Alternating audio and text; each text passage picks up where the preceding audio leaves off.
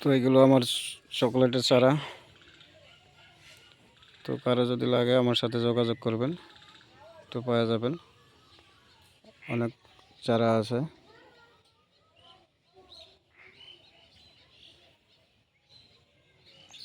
এখানেও আছে, আমার ওই ওই ঘরটার ভিতরেও আছে। তো এগুলো আমার ম্যাক্সিমাম 4 মাস 5 মাস পুরানো হয়ে গেছে। হাইটের দিকে ধরেন যে 1 ফুট পার হয়েছে, কিছুগুলো ধরেন যে 14 ইঞ্চি 13 ইঞ্চি এরকম করে হয়েছে।